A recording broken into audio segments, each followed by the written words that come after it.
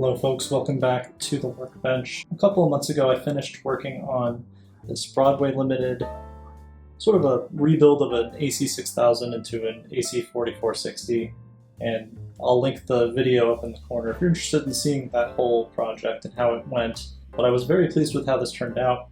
When I was working on this one I thought, I have the AC6000, Union Pacific had SD90MACs, why don't I get an example of one of those too? The problem is I don't think Union Pacific has them anymore. I think they've all been leased out or deadlined or scrapped or, whatever. They seem to all be gone. Well, we still have a couple of these puttering around. So I had to figure out how I could incorporate it into the collection that made sense to me. But let me go ahead and show you the model first, what we're working with. And there it is. This is Union Pacific 8547. That will not be its final designation. This is a very long locomotive and it's fairly heavy. It weighs about the same as the Broadway Limited, at least as far as I can tell. It's longer. And yeah, it's just really well detailed, very nice. This is the Phase 2 version of the SD90MAC, or SD9043, I think is what they ended up being. But my intent with this one is to turn it into a Progress Rail lease unit. And what we're going to do is, right here, I have a bunch of Union Pacific decals. We got some number decals. So this one's going to get renumbered to 8525. And then we're also going to put the yellow Sill stripe on it. This is the Smokebox Graphics locomotive adhesive reflective Sill stripe tape, essentially. Smokebox Graphics doesn't make this product anymore. Other companies do, though, if you're interested in finding something similar. And then this will go along the edge here. That'll be pretty easy. I've done that a couple of times now. Then we have these Progress Rail strike-through decals that will strike through the Union Pacific logo here, and the PRLX lettering will go on the cab right here. I had these added to the sheet of decals that I had made for the Canadian National SD75i, which if you're interested in seeing that video, there's the link for it. And I've already chosen 8525 because it has an interesting lettering pattern. It has this big yellow, faded yellow patch that covers the Union part of the logo here. It has all the hallmarks of something that I think is very interesting when it comes to locomotives in real life. So I'm going to go through all the steps and the processes of what I'm going to do to this locomotive. We're not going to use an airbrush for anything here. We are going to use some spray paint for the clear coating. This is Tamiya Flat Clear. I also have some gloss clear that we're going to use for the decals as the foundation. We'll get to that at some point in the future. I'm not going to worry about that now. So the first thing I'm going to do is remove the handrails. I'll probably leave the front and rear set of handrails. I feel like those are usually the hardest ones to remove. If you can't pull them out easily, you might just break them, so I might just leave that alone. And then we're going to mask off the windows and the light casings, the ditch lights, and the front and rear headlights to protect the clear parts from paint and clear coat. We're going to be using some Tamiya tape for that. And then I think we're going to go ahead and remove the numbering before we do any clear coating. We'll remove the numbering with a toothpick. And if a toothpick doesn't work, we'll use the old microsol soaked paper towel piece laying on top of the decal to get it to come up. But it should work. Either way should work fine. I know Athearn does recommend that process if you want to renumber something. But let's go ahead and get to it. Follow along if you're interested. Please consider subscribing to support the channel, and yeah, let's get to it. So the first step in any weathering project like this is to remove the handrails. Thankfully on Athearn Genesis models this is pretty straightforward. They don't use a ton of adhesive, and it's pretty easy to just pull them out of the sill of the locomotive shell. If you have any problems, it's probably going to be at the steps where the corners are. I find that those little pegs that fit into the shell are the most delicate, and it's really easy to break them. With the handrails off, we can now access the sides of the model much easier. This project also involves renumbering the model from 8547 to 8525. And at first I decided to try just scraping it with a toothpick. Sometimes this works. Athearn Genesis lettering is not the toughest, so I eventually break through the pad printing on the side of the model, but it is going rather slow, so to speed up the process, I'm going to use some microsol decal setting solution on a little piece of paper towel like this. The paper towel helps localize the setting solution into the area where you just want to remove those numbers. And letting it soak for 15 minutes or so allows that pad printing to soften up, and it becomes a lot easier to scrape off with a toothpick. And just like that, all of the numbers have been removed. The number boards, the sides of the cab, and the rear above the headlight. Now that the numbers are gone, we're going to go ahead and coat this model in a gloss coat. And then we can use these microscale decals, these number decals for Union Pacific, to renumber this model. I have some Tamiya TS13 gloss clear. It only says clear on the cap, but it is gloss, as opposed to their TS80, which is their flat clear. But first we're going to go ahead and spray the model with the gloss, and that'll act as the base for the decals. You always want to put decals on a gloss base. When I'm doing something like this, I like to spray all sides of the model.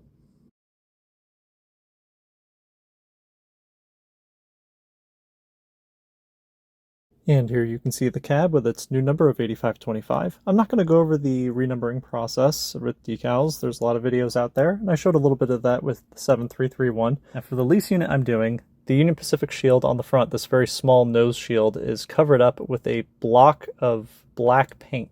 I'm going to use some striping from this Fusion Scale Graphics re-lettering sheet for freight cars. There's some striping here that should work really well for this. And as you can see, I decided to put a crew in the cab. These are Broadway Limited figures, easy enough. So one thing I should have done before gloss coating the model initially is removing the Union from Union Pacific on the fireman side of the locomotive. Thankfully, with the toothpick, this went pretty easily. I didn't have to fight the gloss coat too much. You can see a little bit of ghosting there, but that doesn't really matter. This is all going to get repainted on that side anyway. However, removing the lettering makes it so that there won't be any raised lettering coming through the patches that I'm going to be putting on the side of the hood. Alright, moving right along, we have the strike through on the side of the hood here. That is letting you know that this is no longer a Union Pacific locomotive. This is a PRLX lease unit. As you can see on the cab, we have our numbers, we have our letters, and we have the block on the front blocking out the Union Pacific shield. And for the number boards, I'm not going to light them up. I did just paint them a gloss black, and I'm not going to be using the light up bar that is in the roof of the cab in order to light them up. Light up number boards are a really nice feature, but I find it's almost imperceptible when you're running daytime operations, so it's fine. And then on the back you can see we got the 8525 there too, so we are pretty much good to go. Another important step is updating this model to post-2007, which means adding a yellow sill stripe. And I'm going to be using the retired product from Smokebox Graphics. I have some locomotive yellow sill striping adhesive. It's just narrow enough that if I put it on the sill as is, with the red still under, that red will show through, peeking around the edges there. So I'm just scraping off a bit of the sill red. I'm not removing all the red, just the bits at the edges that would be visible when I apply the tape. And here's something about this model that I did not know. You could just pop the cab roof off and it's held in by magnets. I knew some SD70 Aces had this feature. I did not realize the SD90MAC did as well. So here's 8525 before getting its weathering treatment. All of the decaling has been done. The model has been coated with another layer of gloss clear to seal those decals, and then a layer of flat clear to kill the gloss and to provide some tooth to the eventual weathering. We've left the masking on the cab windows and the headlight and rear light and the ditch lights, and we're leaving the handrails off as well.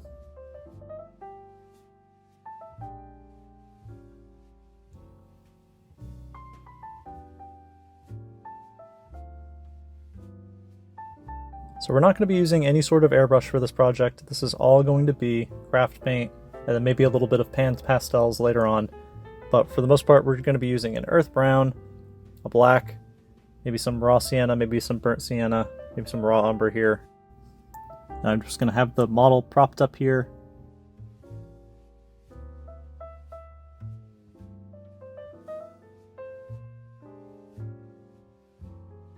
Get a decent grimy color going. Then I'm going to dip it into my cup of water here. My preferred cup of water is a mocha and chocolate whey yogurt cup. I don't think that'll have any bearing on your weathering, but just so you know. So we want to get the brush a little bit of wet, and then get a little bit of paint, and then just apply it to the side of the model. It can be kind of messy, no big deal.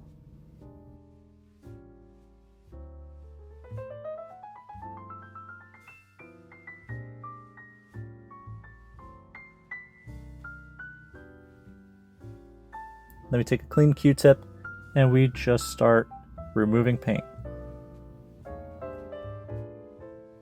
You can go from bottom up or from top down, either way. We're filling in crevices, we're getting that shiny factory paint, a little bit dirty.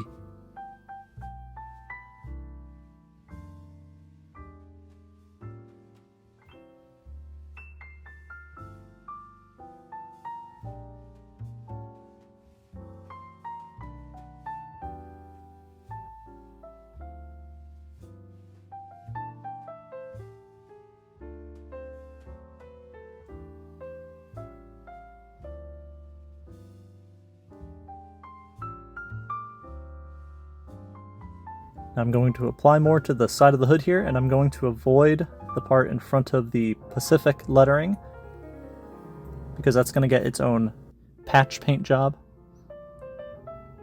But we're coating this in some brown, some black.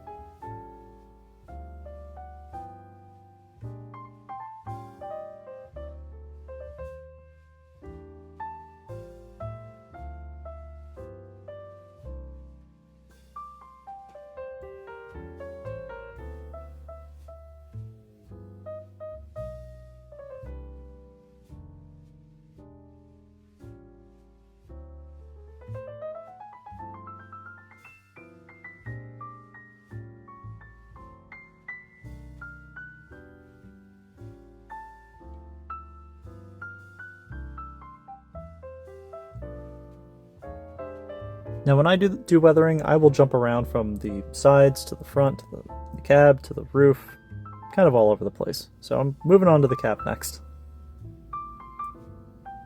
There's a lot of little grills here, so you just fill those in, and take your Q-tip and just start swiping.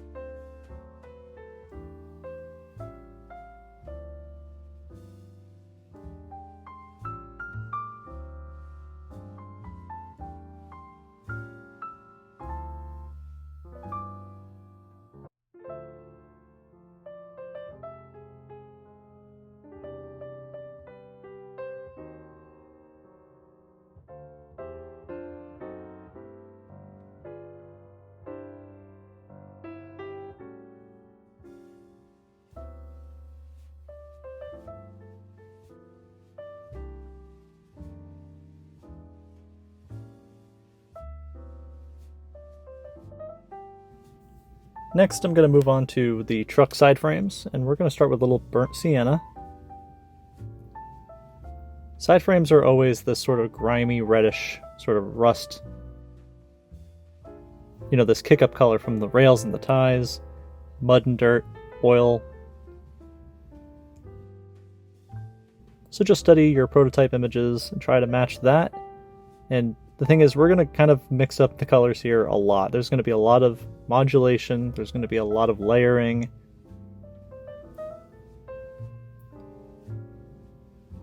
I find side frames kind of fun to do, but they're also a little bit of a pain because you have all these extra little crevices you have to get in, and then the tops and the bottoms, and around the front and the sides. You want to make sure you hit all those areas.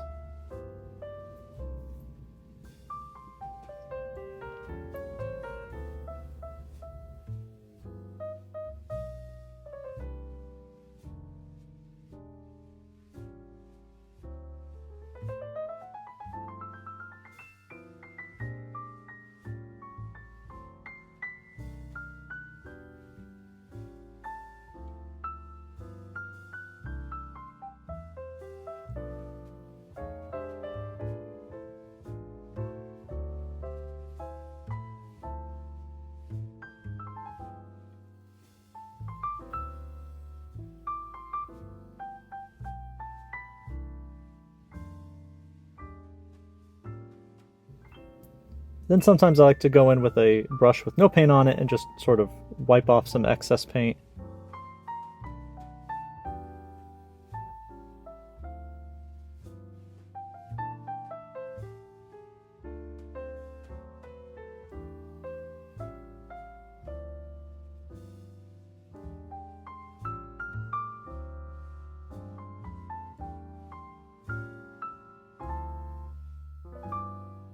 One thing I like to do is get some unusual colors in here, because they're not just this grimy brown, you'll see a lot of interesting bright colors.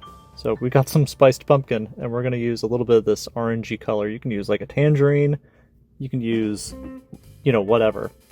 But we want to get that sort of rusty grime going here. It looks really vibrant at first, but once it gets blended in, it looks really good. In my opinion, at least. This is a technique I used when working on Progress Rail 221, that ex-BNSF SD90M. There was a lot of rust on those side frames from the prototype photos that I was studying, so I used a lot of like tangerine and things like that to bring out that sort of that vibrant rust.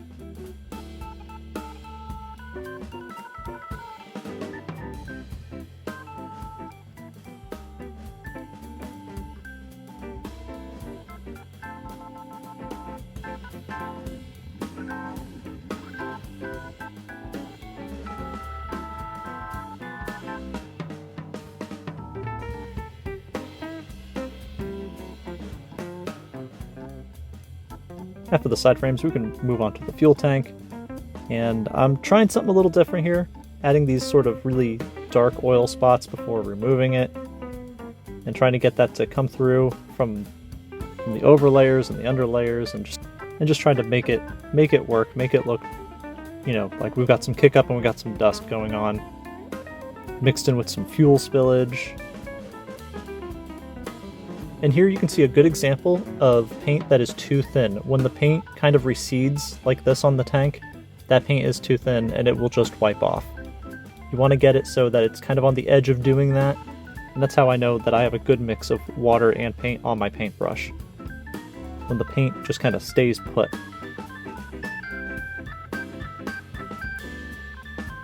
The fuel tank is one of those things where I will go back over and over again and do layers and wiping things off and different colors until I'm satisfied. And again, just follow your prototype photos and try to get as close as you can. These things don't all weather the same, and they all are a little different, so there's really no one perfect way to do it.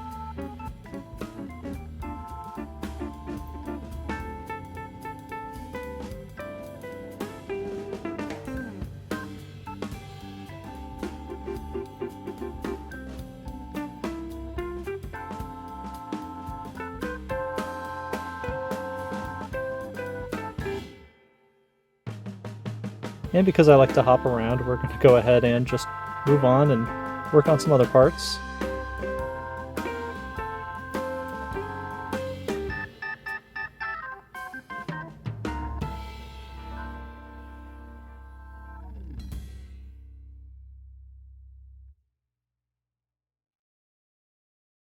One part you don't want to forget is under the sill here, where all this piping is. It can be kind of a pain in the butt to get some paint back there, but it's something you definitely don't want to forget.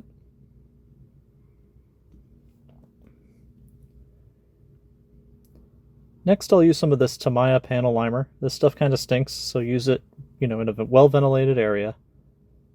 But I'll just apply this to the grills and seams, and sometimes just kind of, in an area that needs it. Sometimes on the side frames, I'll just do a spot or a streak or something, and it kind of fills in those gaps, and it highlights some of those details.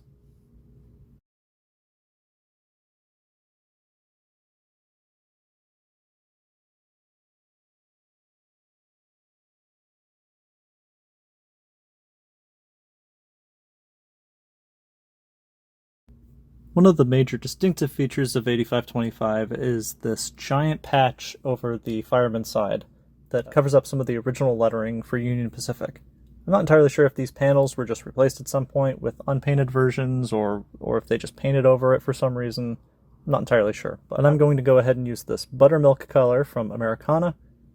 And as you can see, I've already kind of started. I wanted to make sure it's the color that I wanted to roll with. And I did mask off some of the other areas of the shell to keep it nice and clean, get a clean edge. And we're just going to take some paint on our envelope palette here and just apply it. And essentially we're just doing thin layers. This is also one of those things where I will continuously apply paint, remove a lot of it, apply a little bit more, and you're just building up layers. And that's how I'm going to attempt to get a smooth finish out of this whole process.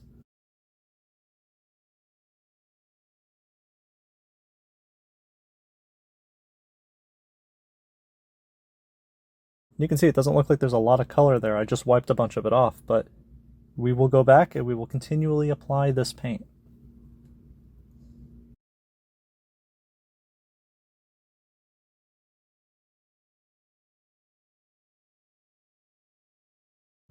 And just like that, this patchwork is done. Next, we're going to move on to a technique that I think is very interesting. That is fading the roof. I'm going to use some slate gray paint here. It is a lighter color of gray.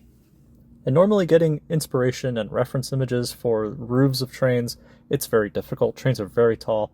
But drone footage of rail yards and locomotive maintenance facilities and what's out there on YouTube, and a lot of times you will get some great shots of roofs of locomotives and freight cars if you're weathering a freight car. And I just kind of follow those sort of loose patterns there to give myself this effect of the sun beating down on the roof and fading the paint. Now 8525, as far as I know, has never gotten this sort of level of fading while sitting on a deadline. The last images of it as a PRLX unit are from 2013, so I'm kind of just making this up, and to be honest, all of the weathering in this particular project is more or less fantasy. But part of it is I'm showing it for the video, and I want a unit that has outlasted its prototype. I actually don't know what ended up happening to 8525. It's either been scrapped or sent to Australia, maybe. I'm not entirely sure. For this technique, I'm just using a cap of the paint. I didn't pour it on the palette or anything. I'm just pulling it from the cap. And I just get some on the brush. I'm not thinning this out at all. It's just straight paint. But you do want to apply it in a thin enough layer from the brush that you're not globbing it on. And for the most part, the patterns of wear, mostly random. I'm just kind of shaking my hand a bit up and down, and that's how I'm applying the paint. That's really all it is. There's no secret technique here. It's just putting the paint down onto the plastic.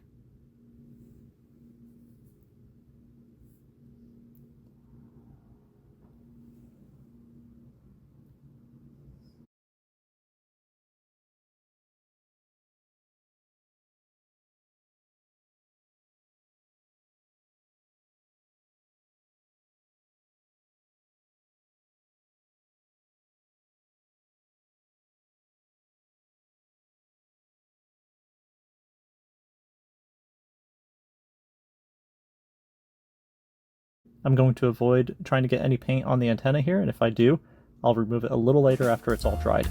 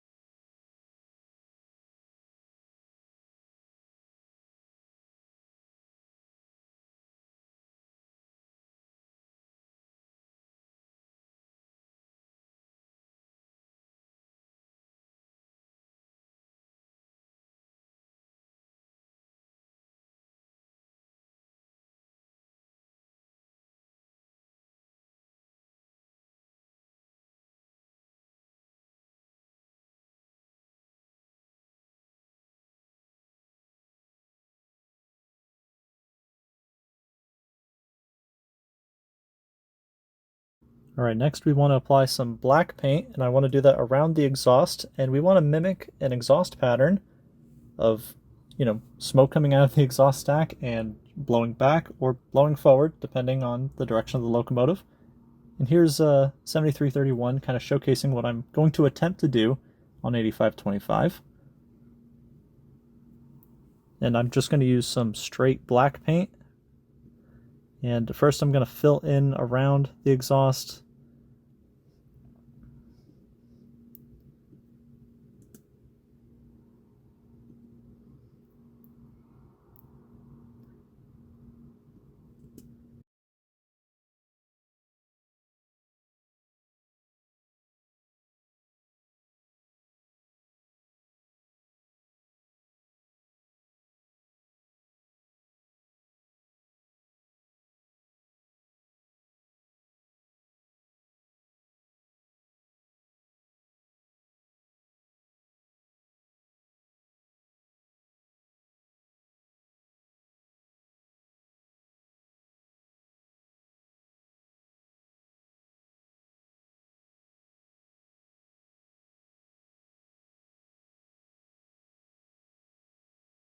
And I'm going to take a wider brush and just kind of pull the paint in the different directions.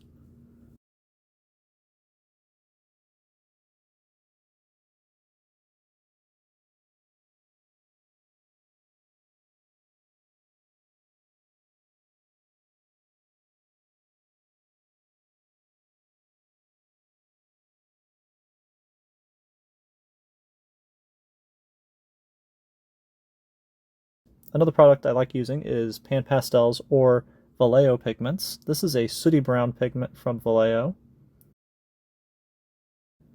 And that'll help tint the roof a bit with some soot. It's a fine pigment, but it does get everywhere, but not really a huge deal. I don't really mind if it gets on the walkways or anything.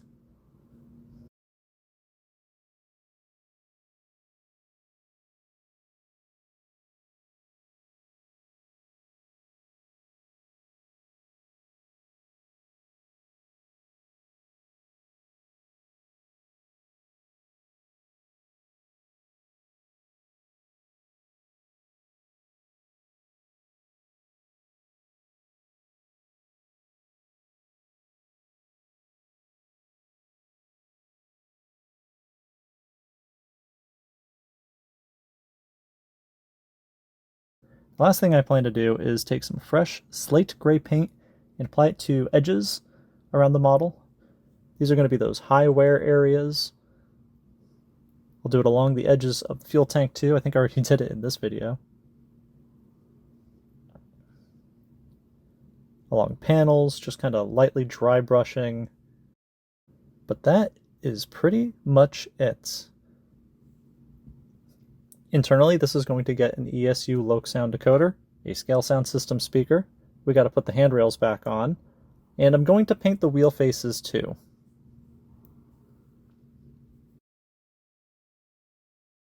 One thing I didn't mention is there is a light gray stripe along the bottom of the plow, and that is apparent on the prototype, so I went ahead and matched that with just some paint and masked off the plow as best as I could.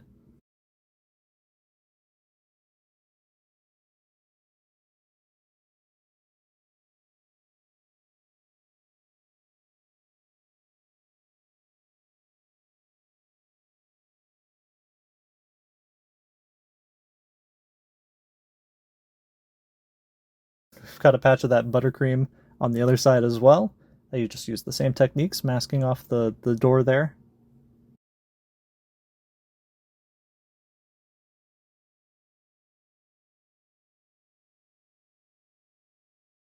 And all these techniques I used on this Athearn Genesis model, this SD70M with the flared radiator. I picked this up last year and finally got around to doing it. Everything you see on 8525, I've done on 4863, pretty much shot for shot. A few little differences here and there. The top of the nose on 8525 is a little less worn than 4863. 4863 also has a little bit more rust spotting around the cab roof in there, which is a lot more visible and apparent on prototype photos of that prototype. Alright, next I have some shots of the model running at the club, and I hope you enjoy.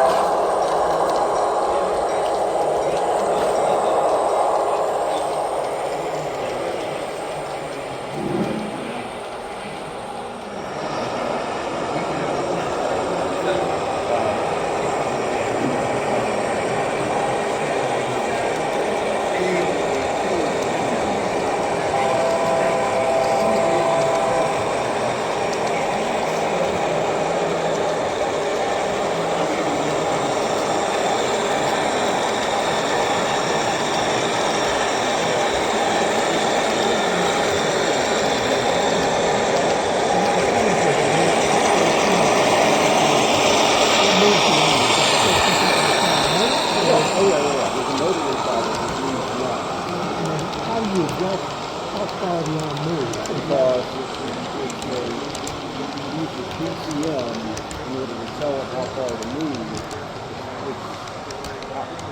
I've used it for...